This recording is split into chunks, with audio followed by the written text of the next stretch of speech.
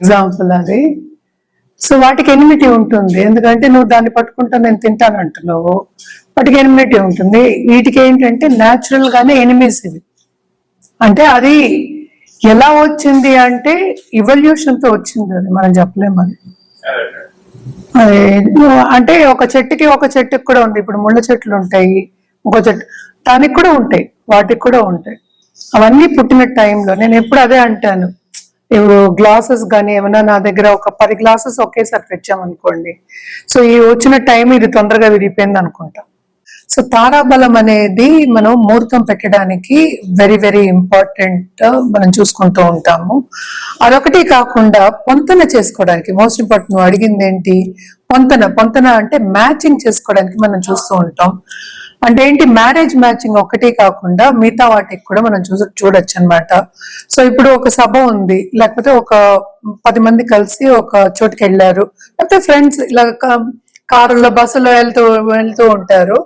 So వెళ్ళినప్పుడు ఏంటంటే కొంతమందితోనే పడుతుంది, చూడగానే వాళ్ళతో అట్రాక్ట్ అవుతారు, మాట్లాడాలనిపిస్తుంది, కొంతమందితో వీళ్ళెవర్రా అనుకుంటాం. సో ఇదంతా ఏంటంటే మనం ఎప్పుడు మాట్లాడుకునేది జాతక రీత్యా మనం మాట్లాడుకున్నప్పుడు అది జాతకం మీద ఆధారపడింది అంటే తప్పక అది తారాబలం మీద ఆధారపడి ఉంటుంది. అంటే ఏంటి, ఫస్ట్ తార అంటే ఏంటి అనేది చూద్దాం. తార అంటే స్టార్ అనేది ఏంటంటే కాన్స్టలేషన్ ఆఫ్ స్టార్స్. సో వాటికి మనం పేర్లు ఇచ్చాం, అంటే అశ్విని, భరణి, కృత్తిక, రోహిణి, మృగశిర, ఇలాగా మనకి తెలుసు. 27 నక్షత్రాలు ఉన్నాయి. ఒక్కొక్క నక్షత్రానికి 4 పాదాలు ఉన్నాయి. ఓకే, సో ఈ 4 పాదాలతో 27 మల్టిప్లై చేస్తే మనకి 180 అయ్యాయి. సో ఒక్కొక్క రాశిలో మనకి ఎన్ని ఉన్నాయి? 9 పాదాలు ఉంటాయి. సో ఇది ఫస్ట్ అన్నమాట. సో ఎవరైనా సరే పుట్టినరోజు అంటే జన్మ, ఈ రోజు పుట్టారు, బర్త్ డేట్ ఉంటుంది. సో ఎక్కడ పుట్టినా సరే మనకి లాంజిట్యూడ్, లాటిట్యూడ్ అది చూసుకుని అది కూడా టైం కన్వర్ట్ చేసుకుంటాం. సో అక్కడ లోకల్ టైం ఏముందో చూసుకుని ప్లస్ మిగతా అవన్నీ చూసుకుని తర్వాత మనకి స్టార్ అనేది వస్తుంది, అంటే బర్త్ స్టార్. సో ఇక్కడ చాలా మంది కన్ఫ్యూజ్ కాకూడదు. బర్త్ స్టార్ అనేది ఏంటంటే మనం చంద్రుడు ఎక్కడున్నాడు దాన్ని స్టార్ అంటాం. ఏ నక్షత్రంలో ఉంటే అది బర్త్ స్టార్. సో ఇది కన్ఫ్యూజ్ కాకూడదు, ఎందుకంటే వెస్టర్న్ ఆస్ట్రాలజీలో ఎక్కువ మనం సన్ కి చూసుకుంటాం, అంటే ఏంటంటే సన్ సైన్స్. సో కొంతమంది నన్ను అడిగారు కూడా, నాకేమో ఇది కదా, నేను ఎలాగా ఇది అయ్యా, ఈ నక్షత్రం ఎలా అని. సో ఇది మనం నోట్ తో చెప్పేది కాదు. ఇప్పుడు సపోజ్ క్యాన్సర్ అంటే ఏంటి, June 20th to July 20th is cancer sun sign, అంతే, మార్పు లేదు. సో మనదేంటంటే సాయన సిస్టమ్, నిరాయన సిస్టమ్ అంటూ ఉంటాం అనమాట. అంటే ఏంటి, మన మారుతూనే ఉంటుంది. సన్ ఎప్పుడు ఆ జూలైలో, జూన్ లో అక్కడే ఉండడు క్యాన్సర్ లో. సో మారుతూ ఉంటారు అనమాట, ఎందుకంటే తిరుగుతూ ఉంటాం. మనమైనా సరే ఒక చోట కూర్చోమంటే ఒక చోట 24 గంటలు కూర్చోగలమా? కూర్చోలేము. సో తప్పక ఏంటంటే అది మారుతూ ఉంటుంది. సో అది చూసుకున్నప్పుడు ఏంటంటే నక్షత్రాలు మారుతూ ఉంటాయి. సో 24 గంటలకి ఒకసారి నక్షత్రం మారుతుంది. సో నక్షత్రం మార్పు ఉండదు, లగ్నం మారుతుంది. సో ఇన్ని చూసుకుంటే కానీ మనం ఒకటి చెప్పలేమన్నమాట. ఒక ఏదైనా అడ్వైస్ ఇవ్వాలన్నా, ఒకటి చెప్పాలన్నా, సపోజ్ ఎనిమిటీ చెప్పాలన్నా, లేకపోతే పొంతన చెప్పాలంటే అన్ని చూసుకోవాలన్నమాట. కానీ జనరల్ గా మనం ఇప్పుడు మాట్లాడేది తారాబలం గురించి. సో తారాబలం అనేది ఏంటంటే జన్మ నక్షత్రం అన్నమాట, జన్మ అంటారు. తర్వాత సంపత్ తార అంటారు, జన్మ తార, సంపత్ తార, విపత్ తార, మూడోది క్షేమ తార, తర్వాత ప్రత్యక్ తార, తర్వాత సాధన తార, తర్వాత నైదన తార, తర్వాత మిత్ర తార, తర్వాత పరమ మిత్ర తార. ఇప్పుడే మన వాళ్ళు ఎంత గొప్పవాళ్ళు అంటే, మన ఋషులు, ఇవన్నీ మనం చెప్పింది కాదు, ఋషులు చెప్పారు, మనం దాన్ని పాటిస్తాం, మనం చదువుకుని చెప్తున్నాము. ఎంత గొప్పవాళ్ళు అంటే ఎంత చక్కగా చేశారు. సో 9 అంటే 9 × 3 అంతే కదా. సో 3 9 మనకేంటి, గ్రహాలు ఉన్నాయి. సో ఒక్కొక్క గ్రహానికి 3 నక్షత్రాలు. సో మళ్ళా ఒక్క నక్షత్రానికి 4 పాదాలు. ఇన్ని ఉంటాయి అన్నమాట. సో మనం మాట్లాడుకునేది తారాబలం గురించి. ఎందుకు ఇది రావాలి అంటే మనం ముహూర్తం ఎక్కువ మనం పెట్టుకున్నప్పుడు తారాబలం చూసుకుంటున్నాము. అదొకటి కాకుండాను ఏదైనా మంచి కార్యం శుభకార్యం చేస్తున్నాం, ఒక పూజ చేస్తున్నాం అంటే కూడా మనం తారాబలం చూసుకుంటాం. అదొకటి కాకుండా మనం ఏదైనా బిజినెస్ స్టార్ట్ చేస్తున్నాం, ఏం లేదు నేను ఇప్పుడు కాలేజ్కి వెళ్తున్నాను అంటే కూడా తారాబలం చూసుకుంటాం. అంటే ఫస్ట్ టైం వెళ్తున్నాము అంటే తారాబలం చూస్తాం. అలాగే ఉద్యోగానికి చేరుతున్నాము అంటే తారాబలం చూస్తాం. అంటే రెండు ఉండాలి. అంటే ఏవేవి మంచివి అనేది ఇప్పుడు చూద్దాం. సో జన్మలో ఏంటంటే మనం ఎక్కువ చెప్పాం అది అంత మంచిది కాదు, కొన్ని కాన్ఫ్లిక్ట్స్ వస్తాయి, కొన్ని ఆపర్చునిటీస్ లాస్ అవుతారు అని చెప్పడానికేమో మనం ఎక్కువ చేయం. సంపత్ తార అనేది ఏంటంటే ఫైనాన్షియల్ గా చాలా గెయిన్ అవ్వడానికి మనం ఆ తార పెడుతూ ఉంటాం. అంటే బిజినెస్ పీపుల్ కి మనం ఎక్కువ పెడుతూ ఉంటాం అన్నమాట. సో విపత్ అనేది డేంజర్, అంటే red signal. So red signal అంటే ఏంటి, అసలు పనులు అవ్వవు. అంటే ఎందుకు అవ్వవు పనులు, ఈ తారకి మ్యాచింగ్ లేదు అనమాట. ఎనిమీస్. సో తప్పక ఎనిమీస్ అని చెప్పద్దు, బట్ ఏంటంటే విపత్తారులో ఎప్పుడైనా చాలా మందికి మనం చూస్తూ ఉంటాం కదా, ఆ విపత్తారులో ఏదో ఒకటి జరుగుతుంది అనమాట. అంటే నెగటివ్ ఆస్పెక్ట్ అనుకుందాం ఆఫ్ లైఫ్ జరుగుతుంది. తప్పక కొన్ని యాక్సిడెంట్స్ జరిగే ఛాన్సెస్ ఉంటాయి. అలాగే ఏంటంటే ఏదైనా సరే, ఇప్పుడు సపోజ్ ఒక డాక్టర్ దగ్గరికి వెళ్తున్నాము, డాక్టర్ దగ్గరికి ఎప్పుడు మనం విపత్తారులు పంపించము. అది చూసుకోవాలి, ముహూర్తం చూసుకున్న వాళ్ళు, అలాగే తారాబలం తెలిసిన వాళ్ళు కూడా వెళ్ళారు అనమాట. తర్వాత మనకి వచ్చేది ఏంటంటే మనకి క్షేమతార, అంటే క్షేమంగా ఉండాలి అంటే డాక్టర్ దగ్గరికి ఇప్పుడు వెళ్ళొచ్చు, ఈ తారలో వెళ్ళొచ్చు. అంటే నెక్స్ట్ మనకి వచ్చేది ప్రత్యక్ తార అనేది ఏంటంటే అసలు ఏది పనులు అన్నమాట, కాన్ఫ్లిక్ట్స్, యాక్సిడెంట్స్ అయ్యే ఛాన్సెస్ కూడా ఉంటాయి అని చెప్తూ ఉంటారు, దూరం అయ్యే ఛాన్సెస్ అంటూ ఉంటాం అనమాట. ప్రత్యక్ తార అస్సలు మంచిది కాదు. సో నెక్స్ట్ వచ్చేది మనకి సాధన తార. అంటే ఏంటి, మనం ఇప్పుడు స్పోర్ట్స్ లో ఉంటారు అండ్ ఆల్సో ఒకటి సాధించాలి అనుకుంటాం, ఒక గోల్ పెట్టుకుంటాం, సాధించాలి అనుకుంటాం, అది పరిపూర్ణం అవ్వడానికి కూడా మనం సాధన తార పెడతాం. ఎప్పుడు ఈ గోల్ పెట్టుకున్నప్పుడే మనం పెడతాం అనమాట, ఈ టైంలో స్టార్ట్ చేయండి అని. అది బిజినెస్ అవ్వచ్చు, అది ఉద్యోగం అవ్వచ్చు, లేకపోతే ఏంటంటే ప్రమోషన్ అవ్వచ్చు, ఇంకా ముందుకు వెళ్ళాలి, చాలా చాలా మంచిది అనమాట. ఓకే, నెక్స్ట్ నైదిన తార అంటే అస్సలు చాలా చాలా ఫ్యామిలీతో కాన్ఫ్లిక్ట్స్, అస్సలు మంచిది కాదనమాట. ఎస్పెషలీ రెండో పాదం, ఈ నక్షత్రం రెండో పాదం అస్సలు మంచిది కాదు అని చెప్తూ ఉంటారు. సో ఈ పాదాలు కూడా చెప్తాం. అలాగే ఏంటంటే ప్రత్యక్ తారకి 4వ పాదం చెప్తూ ఉంటాం అన్నమాట. అంటే కౌంటింగ్, ఇప్పుడు అశ్వినికి సంపత్ తార ఏమో ఏమైంది, భరణి అయింది, విపత్ తార రోహిణి అయింది. తర్వాత నెక్స్ట్ ఏంటంటే మనకి క్షేమతార 4వది. ఇప్పుడు మనం మాట్లాడుకుంటున్నాం కదా, అశ్విని నక్షత్రం ఇప్పుడు జన్మ అనుకో, జన్మతారలో మనం ఏంటంటే ముహూర్తాలు ఎక్కువ పెట్టాం అనమాట. ఇది ఎక్కువ స్టార్ట్ చేయండి మనం, ఎందుకంటే అది బ్యాలెన్స్ అవుతుంది, అటు ఇటు కాకుండా ఉంటుంది అనమాట. సో అంత మంచిది కాదు అన్న విషయం మీద మనం ఏంటంటే చెయ్యము. సంపత్తారులో చేయొచ్చు, విపత్తారులో అసలు వద్దు అంటాం. సో అశ్వినికి ఏంటంటే ఇప్పుడు మనకి సంపత్తార ఏమైంది, అశ్విని భరణి, కృతిక విపత్తార, రోహిణి క్షేమతార. 5వది మృగశిర నక్షత్రం బుధుడు స్టారు, బట్ ఇక్కడ ఏంటంటే ప్రత్యక్ తార అయింది ఎవరికి, అశ్విని వాళ్ళకి. సో అది పనికిరాదు అనమాట. సో ఇలా మనం లెక్కెట్టుకుంటూ వెళ్ళాలి. 6వది మనకి ఏంటంటే సాధన తార అవుతుంది, ఆరుద్ర నక్షత్రం. సో 7వది మళ్ళీ అంటే ఆరుద్ర తర్వాత ఏమొచ్చింది మనకి. సో వీటిల్లో ఏంటంటే అశ్వినికి ఇప్పుడేం మనకి తెలుసు కదా, ఇప్పుడు 5వ తార మంచిది కాదు, 3వ తార మంచిది కాదు, 7వ తార మంచిది కాదు అనమాట. 7th అంటే అశ్విని నుంచి కౌంట్ చేయాలి. సో 7వ తార మంచిది కాదు, 8, 9 చాలా మంచివి, అంటే మిత్రతార, పరమిత్ర తార. సో ఇలా కౌంట్ చేసుకుంటే తారాబలం వస్తుంది అనమాట.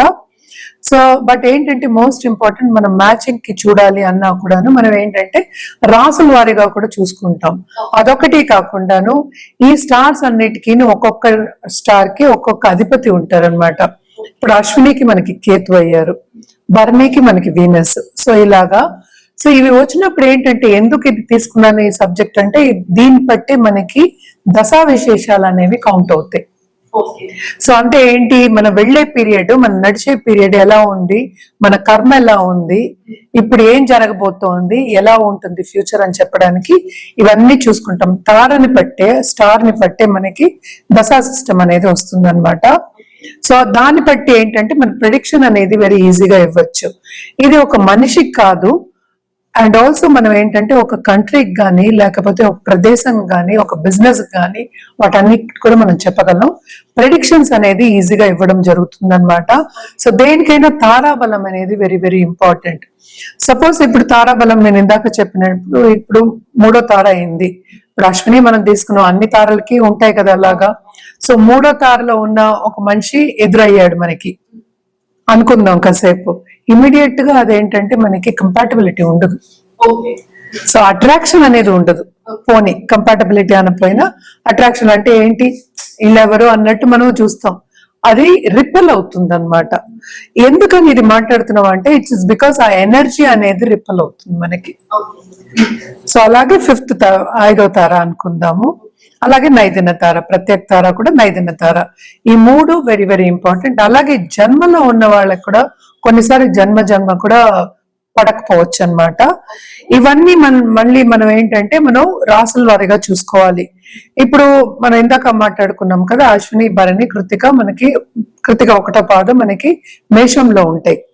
సో మేష రాశి వాళ్ళకి, అలాగే ఇప్పుడు కన్యా రాశి వాళ్ళకి కుదరదు. దాంట్లో ఉన్న స్టార్స్, హస్త నక్షత్రం ఉంటుంది, ఉత్తర ఉంటుంది దాంట్లో. సో అవి కొన్ని కుదరవు అనమాట. సో రిపెల్ అవుతాయి. అలా ఎందుకు రిపెల్ అవుతాయి అనేది ఏంటంటే బికాస్ 6, 8 అండ్ మనం ఏంటంటే 12 చెప్పుకుంటాం అనమాట.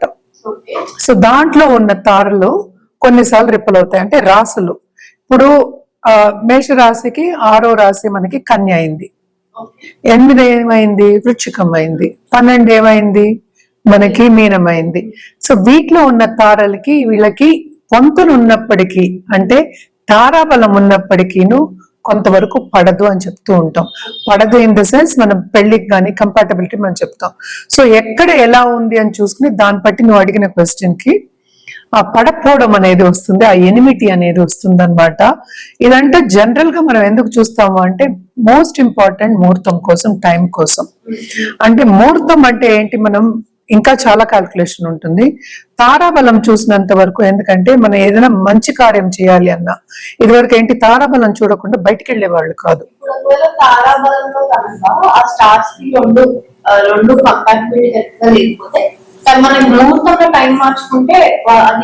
ముహూర్తం ఎలా మారుతుంది, ముహూర్తం కూడా ఇప్పుడు తారే కదా. ఇప్పుడు మనం పెట్టే ముహూర్తము, టైము అది తారే కదా, మళ్ళీ స్టారే కదా. సో అప్పుడు రాదు కదా, మ్యాచ్ ఉండదు అంతే. ఇప్పుడు అలాగే కంపాటబిలిటీ ఇంకా చాలా దోషాలు అవన్నీ కూడా చూస్తాం అనమాట. సో జనరల్ గా మనం నువ్వు అడిగిన క్వశ్చన్ కి ఎనిమినిటీ ఎందుకు వస్తుంది అంటే it is because of that ఏంటంటే ఎనర్జీ రిపెల్.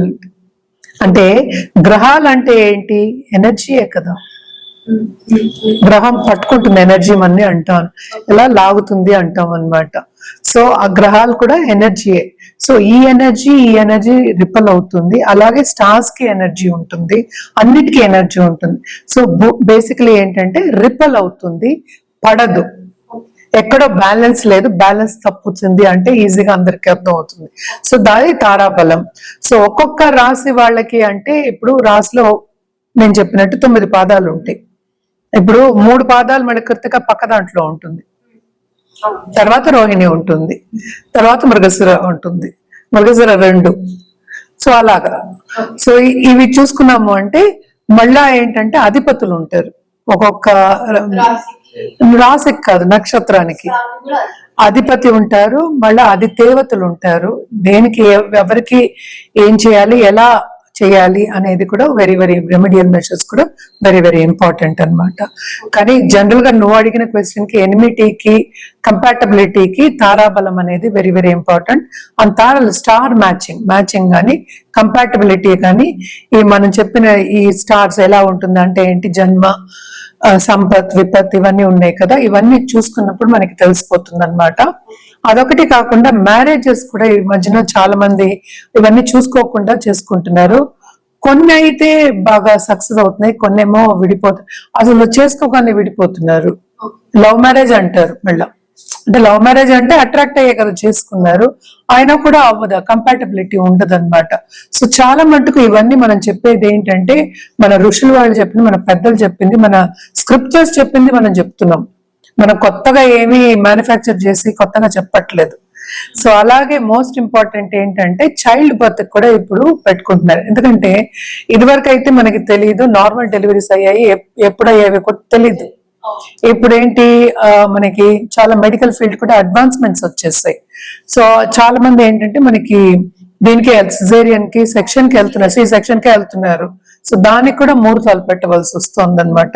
సో ఇవన్నీ కూడా మోస్ట్ ఇంపార్టెంట్. ఈ టైంలో పుట్టితే, ఈ తారలో పుడితే బాగుంటారు, ఆ దశలు బాగుంటాయి. అదొకటి కాకుండా ఎక్కడెక్కడ ఏ గ్రహాలు వేరే ఎక్కడెక్కడ ఉన్నాయో చూసుకుని దాన్ని బట్టి మనం ముందుకెళ్ళడం అనేది వెరీ ఇంపార్టెంట్. ఎందుకంటే టైం అనేది వెరీ ఇంపార్టెంట్. మనం నడిచేది కూడా టైంలోనే. సో అప్పుడు మన కర్మని మంచిగా చేసుకోవాలి అన్నప్పుడు మంచి కార్యాన్ని మొదలెట్టడానికి మంచి టైం చూసుకోవడంలో తప్పేంటి? జనరల్ గా మనం ఎప్పుడు మాట్లాడుకుంటూనే ఉన్నాం, శత్రు నక్షత్రాలు అసలు దగ్గరికి కూడా వెళ్ళకూడదు అనేది ఫస్ట్ పాయింట్ ఉన్నది. అంటే నీకు తెలిసిన తర్వాత వెళ్ళకూడదు, తెలియనంత వరకు అదే తెలియనంత వరకు పర్లేదు. సో ఒకసారి తెలిస్తే కనుక మనమే వెళ్ళాం. ఫస్ట్ ఆఫ్ ఆల్ ఎందుకని వెళ్ళామంటే మనకి ఎప్పటికైనా లైఫ్ అనేది హ్యాపీగా ఉండాలని మనం చూసుకుంటాము. ఎప్పటికీ మనకి ప్రాబ్లమ్స్ వస్తే మనకి హ్యాపీగా ఉంటామా? మనం ఉండం కదా. సో హ్యాపీగా ఉండాలి అంటే ప్రాబ్లమ్స్ తగ్గించుకోవాలి, అది మెయిన్ కదా. సో బేసికలీ శత్రు నక్షత్రాలు ఉన్నప్పుడు, సపోజ్ పెద్ద పెద్ద ఎంఎన్సీసే అనుకుంటాము, ఒకే చోట పనిచేసే వాళ్ళు చాలా మంది ఉంటారు. కానీ అందరూ జాతకాలు చూసే వాళ్ళకి ఏమీ ఇవ్వరు కదా. వాళ్ళు చేసే పనిని బట్టి, వాళ్ళు చేసే డిగ్రీలు, వాళ్ళ ఏం డిగ్రీలు చేశారు, ఎంత ఎక్స్పీరియన్స్ ఉంది, దాన్ని బట్టి ఇస్తూ ఉంటారు. కానీ ఇక్కడ ప్రాబ్లం ఎక్కడ వస్తుందంటే, ఇప్పుడు టీమ్ లీడర్ ఉన్నారు అనుకో, టీమ్ లీడర్ కి ఒక వాడికి జన్మ నక్షత్రం ఏదో ఉంటుంది, శత్రు నక్షత్రంలో ఉన్న వాళ్ళు కింద వాళ్ళు కొలీగ్స్ ఉన్నారు, రాసి రంపాన్ పెడతారు. దిల్ బి టార్గెటెడ్ అంతే. I have seen people like that in పెద్ద పెద్ద కంపెనీస్ లో, ఎస్పెషలీ ఇన్ ఏదైతే ఐటీ ఇండస్ట్రీలో, they will target you immediate.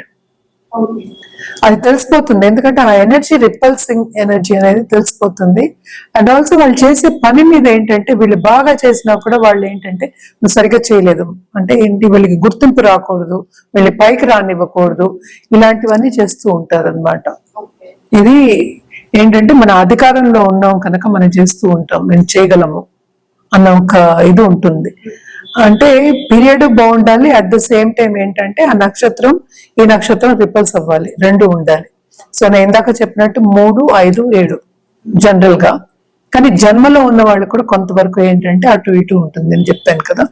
So ఇలా ఉండొచ్చు. కానీ మళ్ళీ ఏంటంటే మళ్ళీ రాశి వారిగా కూడా చూసుకోవాలి. ఇన్ని చూసుకున్న తర్వాత మనం చెప్పగలం. బట్ జనరల్ గా ఇది పైకి రానివ్వరు, ప్రమోషన్ వచ్చే టైంకి ప్రమోషన్ ఇవ్వరు, ఇంక్రిమెంట్ వచ్చే టైంకి ఇంక్రిమెంట్ ఇవ్వరు, అది మెయిన్. సో టీమ్ లీడర్ కి మనం చెప్పుకున్నాం.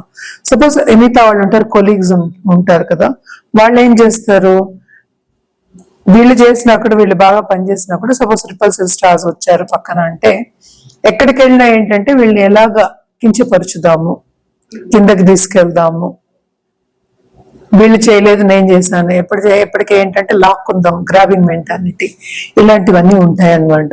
అంటే ఏంటి, కంప్లీట్ గా మనకి ఏంటంటే అసలు కంపాటబిలిటీ అనేది లేదు. నువ్వు ఇది చేస్తే ఎడా అంటే తడ, నువ్వు ఇలా అన్నావు నేను అలా అంటా, అంటే ఆపోజిట్ అనమాట. Like force and opposite force, like force. So ఇలా ఉంటుంది అనమాట. సో ఇలా ఉన్నప్పుడు ఏంటంటే ఆ సిచ్యువేషన్ నుంచి బయటపడదామని చూస్తావు, కానీ ఆ సిచ్యువేషన్ లో ఉండవని చూడవు కదా. సో తప్పక ఏంటంటే శత్రు నక్షత్రాలు వచ్చినప్పుడు మనకి తెలిసిపోతుంది. కొన్ని శత్రు స్టార్స్ కూడా పడతాయి, అది మళ్ళీ జాతక రీత్యా చూసుకోవచ్చు. అది పడ్డానికి ఛాన్స్ టు సర్టన్ ఎక్స్టెంట్ ఉంటుంది అనమాట. ఎందుకంటే పాత భేదాలు మనం చెప్పుకుంటూ ఉన్నాము. సో దాన్ని బట్టి ఉండొచ్చు అనమాట. నేను ఇందాక చెప్పాను కదా, ప్రత్యక్తార ఆల్మోస్ట్ 4వ పాదం అలాగా అనమాట. పడదు, 4 పాదాలు అసలు పడదు. 3 పాదాలు 12 ఎక్స్ట్రా పర్వాలే. సో ఇలా కూడా చూసుకోవచ్చు అన్నమాట. సో ఏంటంటే ఏదైనా జాతక రీత్యా మనం చూడాలి. బట్ జనరల్ గా ఏంటంటే వాళ్ళని ఎలా ఇబ్బంది పెడతాము, ఎలా వాళ్ళు ఏంటంటే ఒక ఇబ్బంది పడుతుంటే మనం ఆనందిద్దాం అనే చూస్తారు. వాళ్ళు ఎలా ఇబ్బంది పెడతారో మనకి తెలియదు. సో వాళ్ళకి ఎలా ఉంటుందో సిచ్యువేషన్ ని బట్టి అది మారుతూ ఉంటుంది కనుక. సో తప్పక ఏంటంటే శత్రు స్టార్స్ ఉన్న వాళ్ళకి ఎక్కడైనా సరే ఆ సిచ్యువేషన్ అనేది బ్యాడ్ గానే ఉంటుంది. అంటే ఏంటి, బ్యాడ్ సిచ్యువేషన్ లో బ్యాడ్ కంపెనీలో మనం పనిచేయలేము. ఫ్రెండ్స్ అయినా సరే బ్యాడ్ కంపెనీలో ఉంటే అన్ని వ్యసనాలు వస్తాయి. సో అలాగే కదా ఇది కూడాను. అంటే ఏంటి, మనం సక్రమంగా పనిచేయలేము, ముందుకెళ్ళలేము, మనం ఏం సాధించాలనుకునేది మనం సాధించలేము అనమాట. ఇప్పుడు మీరు ఎలాంటి రెమెడీస్ చేసుకుంటే కొంచెం బాగుంటుందో తప్పక ఏంటంటే ఈ రాశిలో ఉన్న వాళ్ళు రుద్రాభిషేకం చేయడం అనేది చాలా మంచిది.